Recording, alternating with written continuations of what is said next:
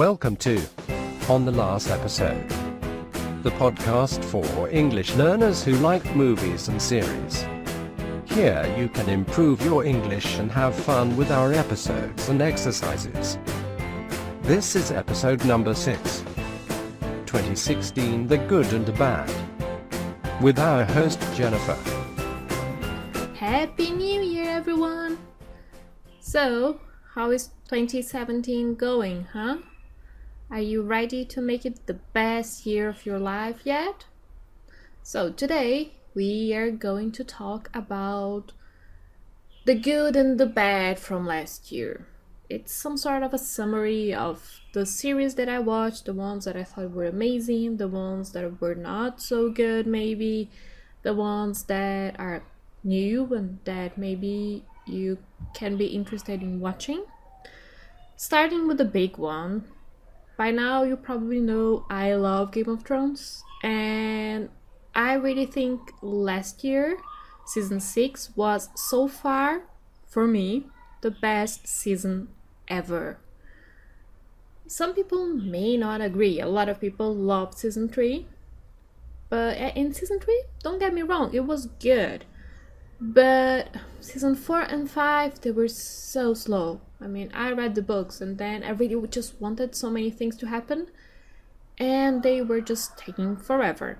So I was really excited to see that in season 6 they finally got the story going again and they got the rhythm back.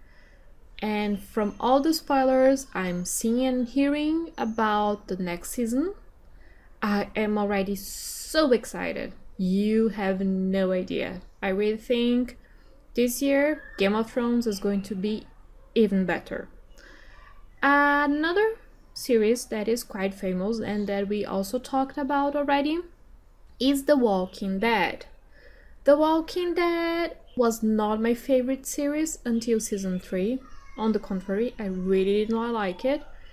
But then, season 4, 5, and 6, things really started to change and grow on me, and the story became more complex. And season 6, and also the beginning of season 7, that happened last year, they really impressed me. I mean, I know there's a lot of critique maybe about the excess in violence going on in The Walking Dead, and I agree. If things continue like that, it's just going to be a little bit boring maybe, because it's just always the same plot over and over, just with different people.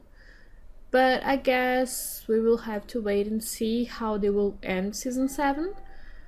But I really have my hopes, so let's wait and see. And let me see. Well, Z Nation. This year again, Z Nation for me just went a little bit overboard ever since they decided to make a zombie, like some sort of comedy thing. I really lost interest, I must say. I didn't even finish the last season. In the beginning it was really great. I really thought they had a lot more rhythm than The Walking Dead, and you had all those crazy zombies. You had zombie Nami and zombies that would glow in the dark, and the baby zombie, man, I had nightmares for like a week after seeing that baby zombie. But then when they started, especially when the guy that has been bitten by zombies, when he started acting weird and becoming part zombie and controlling the zombies, and then there came the baby. I don't know. It's just, I guess it just seems like they're trying too hard maybe. So yeah, sorry, but I lost my interest in that one. Unless maybe someone who's watching tells me that they got back on track, so maybe then I can start watching again. How to Get Away with Murder. Again, we are in the half season. It started well. Let's see, we already know who died, we just don't know who killed.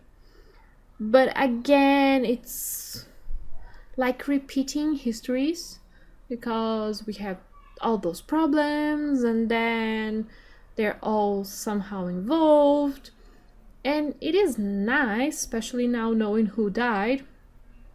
Gives us hope that by now the end of this season and the next seasons, maybe something is going to change. But I really don't buy the whole thing, we're good people now. That's not who they are. Then we have Outlander. I don't know how many of you know or have seen or watched Outlander. I love it.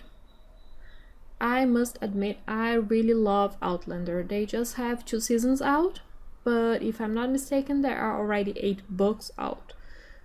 And it is just such a beautiful love story. And really, for me, second season was even better than the first one, and the first one was already great because you have, well, a lot of history going on. We go back to the 17th 40 something, and the present sort of from the main character was actually 1945. And then in the second season, the present is actually 1968, but still we have this whole back and forward going on, and we start finding out some, how can I say, repercussions about the whole going back in time, and we meet some people we saw in the first season again, and the time has passed, 20 years have passed actually, and I don't know, Jamie is a dream come true. So he is such a nice guy, I mean the character, and so it's a beautiful love story, really. It really is. And some of the new ones, I mean, yeah, I guess from the old series, I mean, Humans, it's okay, but again, I was, I guess, expecting more, especially because now they are fighting with Westworld for this whole artificial intelligence. So maybe next year they will surprise us more. I mean, or maybe they are developing something, because they really have some big chances there on how to work this whole issue about artificial intelligence looking like humans and how we will deal with this in the future. And then we have, of course, Westworld. It's the new baby from HBO. HBO always with great series. And Westworld was a surprise for me. I mean, for HBO, the effects, they are, as usual, amazing. And the production is very good. But the themes, just, I don't know, I guess I never imagined HBO doing something like this. I could see sci-fi with a series like that, but I guess they are trying to do something new, and they have some amazing actors working on that. And the plot is very interesting and very intricate. I mean, we are 1 season down, and there's still so many questions, and as soon as they answer one, you have 3 more questions, just like they do with Game of Thrones.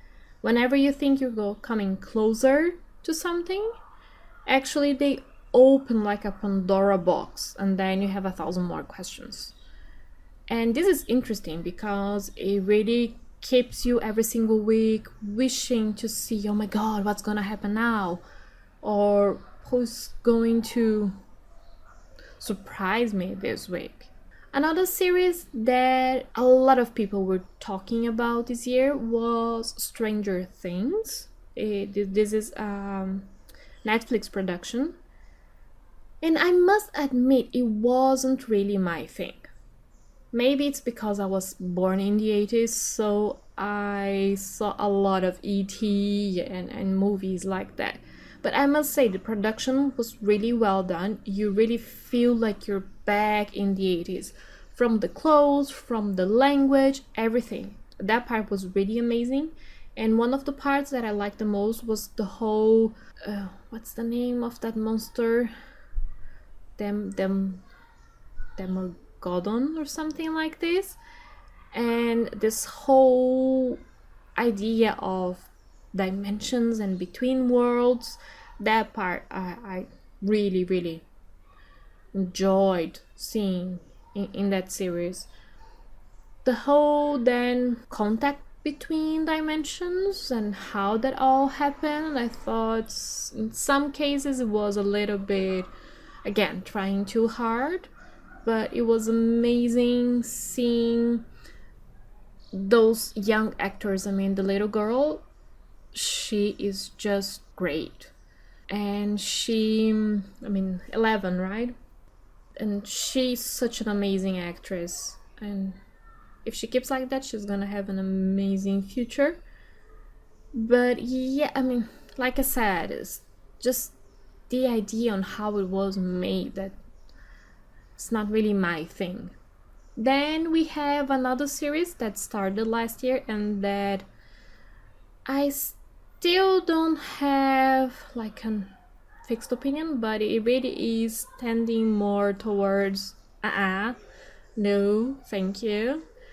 It's Aftermath. Aftermath, they actually started quite well.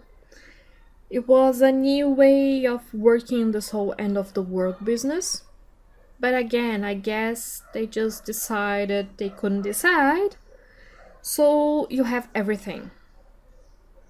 So far, we've had something like a dragon, we've had demons, we've had skinwalkers, we've had some things we're not even sure what they are. And then, of course, the whole how people react to the end of the world, how then you see really the worst in people. So right now they really are like everywhere, and this tends to make things quite confusing. And also some of the main characters, they're just too full of whining, I guess. Man, they okay, it's the end of the world and things are tough, but whining will not bring you anywhere. I guess, yeah, some of the scenes, they really remind me of the vampire movie Twilight, where, man, yeah, the guy's a vampire, he's so strong and he keeps whining all day long.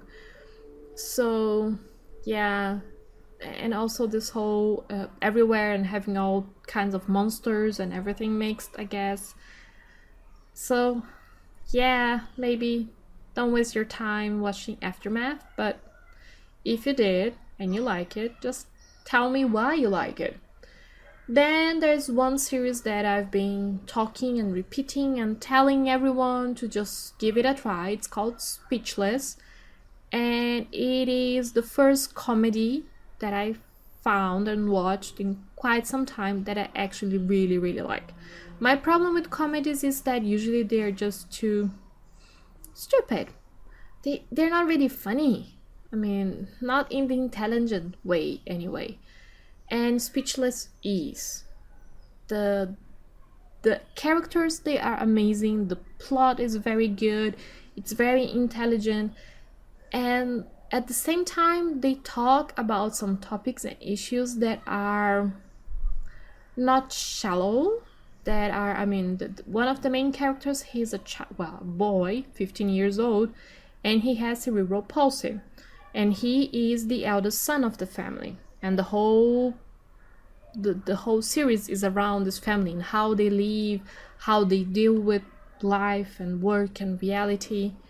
And this boy, he has a mom and a dad, a brother and a sister, and now he has someone that is what they call his voice.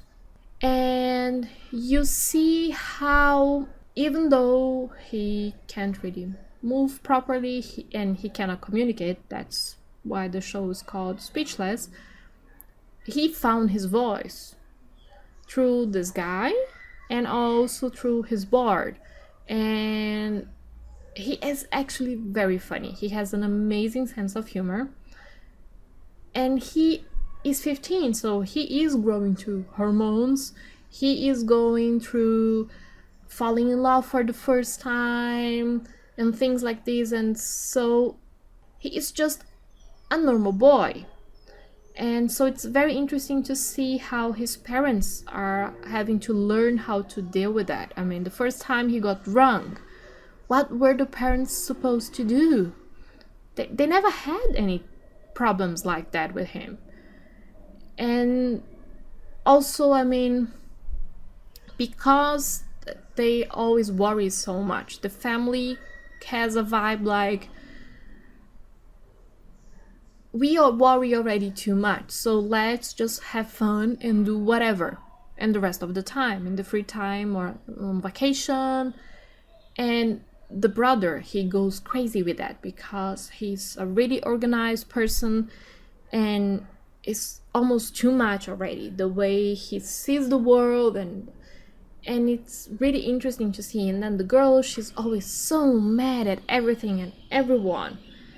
And each episode is very, very short. It's just 20 minutes.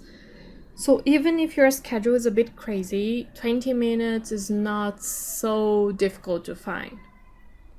Okay. Oh, yeah. And there's one new series. I think they start in December, but it's really... well, it's a different way to talk about to make one of those police series or detective series. Is called Frequency, and it's about a cop. One day, I guess her boyfriend, he fixed a radio that was in her house, and that radio starts working one night on her birthday, if I'm not mistaken, and it was her father on the other side. The thing is, her father died in 1996. And so somehow this radio is connecting her with the past. And so they are trying together now to solve some crimes, because he was supposed to die in 1996, but because she told him, he could avoid it. And by that, they changed the future. So now they are trying to, I guess, get future back into track and try and undo some of the things that they have changed by the fact that he survived. And yeah, well, you guys maybe already noticed I really like history. So I mean, we have Frequency, there's always Timeless that talks a little bit about that, about time traveling. I think it's so brilliant the way they do that, and how now people are starting to talk about the butterfly effect, because when you change something in the past, you could change everything in the future. And some shows, they don't really discuss about that a lot. So it's nice to see how people are getting better at things like that. And of course, to finish, 2 more new series, Designated Survivor and Pure Genius. Really, for me, those were the best ones that started last year. Pure Genius is just amazing, really. The guy who does the genius from the Pure Genius, he is great, really. I mean, he's a great actor, and the character is also very deep, and I mean, the reasons why he created that special technological hospital for people who don't have any more hope. I mean, usually people who go to that hospital are people who have been turned down by everyone else, or everyone else just told them go home and die. So they go to that hospital looking for hope. And it was very moving, really, to see how hard those doctors, they try and think outside the box to find solutions. It really is worth watching, because you laugh, you cry, you get excited. You don't have exactly a lot of action, but you have adrenaline going on, because then you don't know, are they going to survive or not? And then the last one, Designated Survivor. I mean, Kiefer Sutherland, whenever he's on, you can be sure it's going to be an amazing show.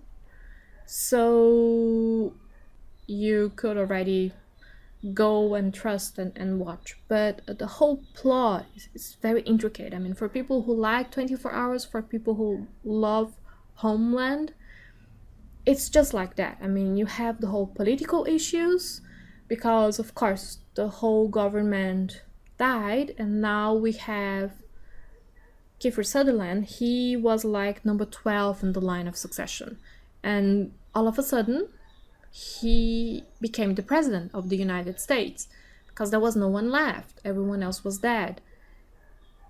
And then now we have to figure out who was behind this attack. Was it terrorism? Was it someone from the inside? What's going on? So, I mean, and even the first season is not finished yet. So we only had like 8 episodes, and now we have to wait until the next 8 episodes come out. But I can tell you, I cannot wait for those episodes to come out, because I don't know who the producers are, but they just make it in such a way that you want to binge watch. You really just want to stick there and see what's going to happen. You want to find the answers. And so I hope you enjoyed it. I hope you maybe got some ideas on new shows you can start this year. Let me know if you agree, if you disagree, what you think, if maybe I forgot a show or two. Okay? So don't forget to share, like, and comment. Okay? And if you want the transcripts and the exercises, please go to our website onthelast-episode.com. Okay? And also a big thanks to our sponsor of this week and always, the OLC Club. And they are launching very soon, so we will have some big news in the next episode and talk a little bit about what's gonna happen. Okay? So enjoy your week and see you on the next episode. Bye bye!